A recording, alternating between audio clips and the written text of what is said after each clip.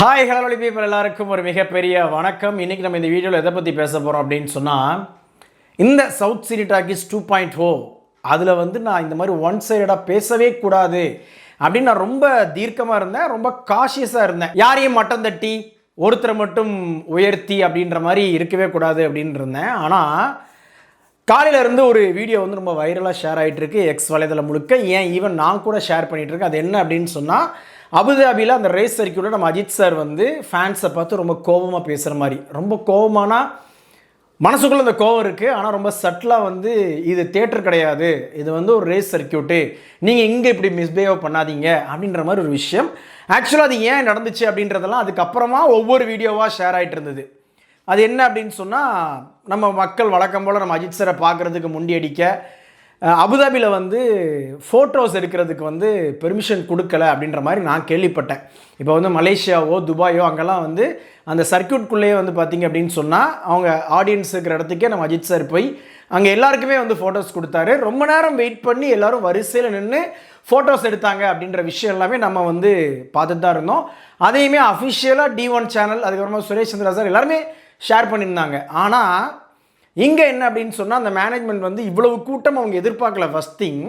ரெண்டாவது, அஜித் சாரை மட்டுமே பார்க்கறதுக்காக இவ்வளோ கூட்டம், அவர் கூட ஃபோட்டோ எடுக்கணும் அப்படின்றதுக்காக அதில் ஏதோ சம் மிஸ்கம்யூனிகேஷன் நினைக்கிறேன். அதில் தான் கொஞ்சம் விகரஸாக நம்ம ஃபேன்ஸ் எல்லாம் ஏதோ பண்ணியிருப்பாங்கன்னு நினைக்கிறேன். அதுக்கு தான் அஜித் சார் அந்த இடத்துக்கு போய் இப்படிலாம் பண்ணாதீங்க, இது தியேட்டர் கிடையாது, இது ரேசிங் சர்க்கியூட்டு, இங்கே நீங்கள் இப்படி மிஸ்பிஹேவ் பண்ணாதீங்க அப்படின்னு சொல்லியிருந்தாங்க. இதில் என்னடா மேட்டர் இருக்குது, நீ என்னடா இப்போ இப்படி பேசுகிற அப்படின்ற மாதிரி நிறைய பேர் கேட்கலாம். நான் எங்கே ட்ரிகர் ஆனேன் அப்படின்னு சொன்னால், நம்ம இந்த வீடியோவை எக்ஸ் இதில் ஷேர் பண்ணியிருந்தோம், சில மக்கள் பார்த்துருந்தாங்க, பல மக்கள் அதை ஷேரும் பண்ணாங்க. அதில் கோட் ட்வீட்டில் ஒரு ட்வீட் பார்த்தேன். என்ன அப்படின்னு சொன்னால், யுவர் ஐடில் அப்படின்னு சொல்லிட்டு நம்ம அஜித் சார் எங்கெங்கெல்லாம் நம்மளை ஃபேன்ஸை பார்த்து ஏய் சத்தம் போடாத, ஏய் இது அதுக்கான இடம் கிடையாது அப்படிலாம் சொன்னாரோ, அதையும் போட்டுட்டு இன்னொரு பக்கம் விஜய் சார் அப்படியே அவங்க ஃபேன்ஸோட கொஞ்சி கொலாவுற அந்த மாதிரியான விஷயங்கள் எல்லாத்தையுமே போட்டிருந்தாங்க. எனக்கு சுருன்னு ஏறிடுச்சு. என்னென்னா, அஜித் சார் தியேட்டரில் போய் கத்தாதீங்கடா அப்படின்லாம் அவர் சொல்லலை. தியேட்டரில் போய் அந்த கட் அவுட்டு பாலாபிஷேகம் இதுக்கே அவர் அப்பப்போ அகெயின்ஸ்டாக தான் வாய்ஸ் கொடுத்துட்ருக்கிறாரு.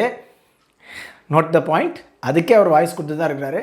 அதையும் மீறி நம்ம அஜித் சார் ஃபேன்ஸ் நீங்கள் என்ன சார் எங்களுக்கு இருக்கிற ஒரே செலிப்ரேஷனே இதுதான், இதுலேயும் நீங்கள் மண்ணலி போட பார்க்குறீங்க அப்படின்னு சொல்லிட்டு அவர் பேச்செல்லாம் கேட்காம அவங்க செலிப்ரேட் பண்ணிட்டு இருக்கிறாங்க. அதை விட்டுருங்க, அதை கூட அவர் ஒன்றுமே இப்போ சொல்லலை. இந்த மாதிரி ரேசிங் சர்க்கியூட்டு, அப்புறமா இந்த வாக்குச்சாவடி, அதுக்கப்புறமா இந்த கோவில், இந்த மாதிரியான இடங்கள் ரொம்ப சென்சிட்டிவான இடங்கள்ல தான் ரொம்ப சத்தம் போடாதீங்க அப்படின்னு சொல்லிட்டு தான் அஜித் சார் ரியாக்ட் பண்ணார். அது எல்லாருக்குமே தெரியும். ஒழுங்காக ப்ராப்பராக அதான் சொல்கிறல, ஆகாத பொண்டாட்டி கைப்பட்டா குத்தம், கால்பட்டா குத்தம். இன்னும் ஒன்றும் சொல்லலாம் அப்படின்னு சொன்னால், மாமியார் உடைச்சா மண்சட்டி, மருமக உடைச்சா பஞ்சட்டி அப்படின்னு சொல்லுவாங்க இல்லையா, அந்த மாதிரி தான். அவனுக்கு அவன் தலைவன் வசதி தான் போனான், இல்லைன்னு சொல்லலை.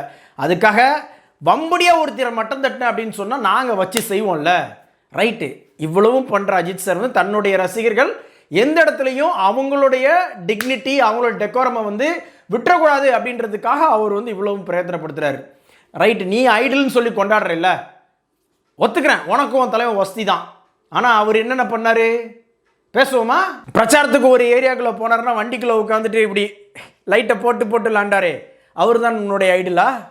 41 பேர் அங்கே செத்துட்டு இருக்கிற டைமில் திருச்சி ஏர்போர்ட்லேருந்து விஜய் சார் அங்கே ஒரு பெரிய ப்ராப்ளம் நடந்துட்டு இருக்கு, நிறைய பேர் இறந்துட்டு இருக்காங்க, நியூஸ் வந்துட்டு இருக்கு, என்ன சொல்ல விரும்புறீங்க அப்படின்றப்ப பின்னங்கால் பெதறில் அடிக்கிறது மாதிரி ஓடினாப்புல இல்லை சென்னைக்கு, அவர் தான் உன் ஐடலா?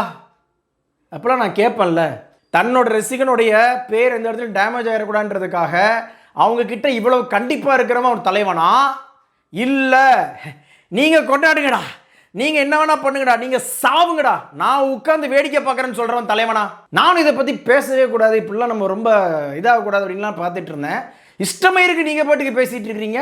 ஏதோ தமிழ்நாட்டையே காப்பாற்ற வந்தது விஜய் தான் மாதிரி பேசிகிட்டு இருக்கீங்க. ஆக்சுவலாக ஒரு விஷயம் சொல்லட்டுமா, 50 வருஷமாக இருக்கார் பொது வாழ்க்கையில் நம்ம முதலமைச்சர், அவரையே மீறி சில விஷயங்கள் இங்கே நடக்குது, சரியா? ஆனால் நீங்கள் அரசியலுக்கு 3 வருஷம் தான் ஆகுது. உங்களுடைய ரசிகர் மன்றத்தையே ப்ராப்பராக நீங்கள் சேனலைஸ் பண்ணாமல், பொலிட்டிக்கலி சேனலைஸ் பண்ணாமல் இங்கே லூசுத்தனமாக தற்குறித்தனமாக விளையாண்டுட்டு இருக்கிறானுங்க. உங்களை நம்பி எப்படி மக்கள் ஓட்டு போட்டு நேர 2026 சிஎம் சேர்ல தான் உட்கார வைப்பாங்க. கள அரசியலுக்கே வரமாட்டாராம். ஆனா இவருக்கு வந்து சிஎம் தான் ஸ்ட்ரெயிட்டா போஸ்டிங்ல உட்கார வைப்பாங்களாம். என்ன நியாயங்க பாஸே? இப்படிலாம் நாங்கள் கேட்டால் உங்களுக்கு எப்படி இருக்கும்? ஆனால் இதுதான் ஃபேக்ட். சரியா? ஸோ அதனால் எங்கள் ஐடல் உங்கள் ஐடல் அப்படின்னு சொல்லி தயவு செஞ்சு உங்களுடைய அந்த சர்க்கிள்குள்ளே எங்கள் அஜித் சாரை உள்ளே இழுக்காதீங்க. அது உங்களுக்கு தான் பெரிய பின்னடைவை ஏற்படுத்தும்பா. எப்பா நான் தலை ரசிகன், தளபதி தொண்டன் வந்து என்னுடைய உறுப்பை கடிக்க வராதிங்க. ரியாலிட்டி என்னவோ அதை நான் சொல்கிறேன். முடிஞ்ச அளவுக்கு எல்லா இடத்துலையும் அஜித் சார் வந்து தன்னுடைய ரசிகர்களை மெச்சூர் படுத்திடணும், பக்குவப்படுத்தணும் அப்படின்றதுல ரொம்ப பிரயத்தனப்படுத்துறாரு. ஆனால் அதையும் இங்கே நம்ம மக்கள் சும்மா இருக்க மாட்டேங்கானுங்க. ஐயா நீங்க என்ன சொல்றது, நாங்க இப்படி தான் பண்ணுவோம் அப்படின்னு தான் இருக்கானுங்க. நான் இல்லைன்னு சொல்லவே மாட்டேன். எங்க இல்லைன்னு சொல்லுங்க பார்ப்போம். அதனால தயவு செஞ்சு இந்த கம்பேரிசன்ல வந்து வாணாம். ஃபர்ஸ்ட் முதல்ல அரசியல் பேசுறீங்களாடா இது வரைக்கும்? நீங்க அரசியல்ன்றது வந்து திமுக எதிர்ப்பு, பிஜேபி எதிர்ப்பு மட்டும் கிடையாது. நான் பதவிக்கு வந்தா, நான் ஆட்சிக்கு வந்தா என் மக்களுக்கு என்ன பண்ணுவேன் அப்படின்னு சொல்லணும். அதுதான் எங்க மேட்ரு. என்னென்ன தப்பு நடந்துட்டு இருக்கு, அந்த தப்புல எதெல்லாம் நான் வந்து ரெக்டிஃபை பண்ணுவேன், எதை என்னால் முழுசாக ரெக்டிஃபை பண்ண முடியும், எதை என்னால் முழுசாக ரெக்டிஃபை பண்ண முடியாது, இப்படி பண்ணுற விஷயத்தெல்லாம் சொல்லணும். மக்களுக்கு என்ன நலத்திட்டங்கள் வச்சிருக்கிறேன் அப்படின்றதெல்லாம் சொல்லி ஓட்டு கேட்டு அதுக்கப்புறம் மக்கள் ஓட்டு போட்டு அதுக்கப்புறமா நீங்கள் வந்து சிஎம் சீட்டில் போய் உட்கார்றதுக்கு ஆசைப்படணும். அதை விட்டுப்புட்டு சும்மா இப்போ ஆட்சியில் இருக்கிறவங்கள வந்து தப்பாக பேசுனா எல்லாம் நடந்துடும். அவங்க தப்பே பண்ணுறாங்க, ரைட்டு. அந்த தப்பை நீங்கள் கரெக்டாக எடுத்து வச்சிங்களா இது வரைக்கும் பாயிண்ட்டு? அதுவுமே இல்லையே. நாங்கள் இதெல்லாம் வந்து பேச வேண்டாம், அரசியலே வேணாம், வேடிக்கை பார்ப்போம், உட்காந்து ஓட்டு போடுற அந்த டைமில் மட்டும் போய் ஓட்டை போட்டு மற்ற நேரத்தில் வேடிக்கை பார்ப்போன்ற மைண்ட் செட்டில் இருக்கிறவங்கள தேவையில்லாமல் உசுப்பேற்றி உள்ளெழுத்து விட்றாதீங்க. பின்னாடி உங்களுக்கு தான் ரொம்ப டேமேஜ் ஆகும். சரியா? ஏற்கனவே ஒருத்தன் அடி அடிச்சிட்டு இருக்கியான். சரியா? அதாவது அவன் வந்து அரசியல் ரீதியாக அடிக்கிறானா இல்லை தளபதி ஒரு தல ரசிகனா தளபதியை எந்த மாதிரி அடிக்க முடியும் அப்படின்ற மாதிரி அடிச்சிட்டு இருக்கானா அப்படின்றதே தெரில. அந்த அளவுக்கு முரட்டத்தனமாக அடிச்சிட்டு இருக்கிறான். இதில் நாங்களும் சேர்ந்து அடிச்சோன்னு வச்சுக்கோங்களேன், மிஞ்சி போனால் என்ன பண்ணுவீங்க? ஏஐயில் ஏதாவது ஒரு எடிட் பண்ணுவேன், இல்லை ஒரு ஃபேக் நியூஸ் கிரியேட் பண்ணுவேன் என்னை பற்றி. இதை தாண்டி உங்களுக்கு வேறு ஏதாவது தெரியுமா? இது வரைக்கும் நீங்கள் பண்ணதே இல்லையே. ஓகே. ஸோ அதனால் வந்து அஜித் சார் தன்னுடைய ரசிகர்கள்கிட்ட கோவப்படுறதுலாம் நீங்கள் பெருசாக பாத்தியா உன்னுடைய தலைவன் என்னுடைய தலைவன் சொல்லி கம்பேர் பண்ணுறது அப்படின்ற அந்த இதுக்குள்ளே வராதிங்க. அவர் எங்களை அடிக்கிறாரு, மிதிக்கிறாரு, உதைக்கிறாரு, ஏதோ பண்ணுறாரு. எந்த ஒரு மன்றமோ எந்த ஒரு பவர் பதவி எதுவுமே இல்லாமல் தன்னை ரசிக்க கூட ரசிக்க இம்மெச்சூராக இருக்காமல் இருக்கணும் அப்படின்றது தானே அவர் பிரயத்தனப்படுத்துகிறாரு. தப்பு இல்லை, இதெல்லாம் பண்ணலாம். இன்னைக்கு கூட நம்ம நண்பர் ஒருத்தர் சொன்னார், அவரை பார்த்தா அப்படி தானே தோணுது, கத்தணும்னு தோணுது. இல்லைன்னு சொல்லலை, அது கத்துறதுக்கு தான் சினிமா அப்படின்ற ஒரு விஷயம் இருக்குது. இது ரேஸு. அங்கன்னு சில ரூல்ஸ் அண்ட் ரெகுலேஷன்ஸ் போட்டிருப்பாங்க, அங்குள்ள மேனேஜ்மெண்ட் சில விஷயங்கள் பண்ணியிருப்பாங்க. எந்தெந்த இடத்துல கத்தணும் எந்தெந்த இடத்துல கத்தக்கூடாதுன்னு இருக்கு இல்லையா, அதை ஃபாலோ பண்ணுங்க அப்படின்னு தான் சொல்கிறாங்க. வேறு ஒன்றுமே கிடையாது. ஓகே, நத்திங் பர்சனல் மக்களே. ஜஸ்ட் எனக்கு ஷேர் பண்ணணும்னு தோணுச்சு, அதனால் ஷேர் பண்ணேன். வீடியோ பிடிச்சிருந்துச்சுன்னா லைக் பண்ணுங்கள், ஷேர் பண்ணுங்கள். சேனல் சொல்கிற வீடியோஸை உடனே பார்க்கணும் அப்படின்னா உடனே நம்ம சேனலை சப்ஸ்கிரைப் பண்ணுங்கள். எக்ஸ்ட்ரீமாக ஒரு மேன் பவர் வச்சுருக்கிறீங்க, அதை வச்சுட்டு எப்படி அதை அரசியல் படுத்தணும் முறைப்படுத்தணும் அப்படின்னு பாருங்கள்.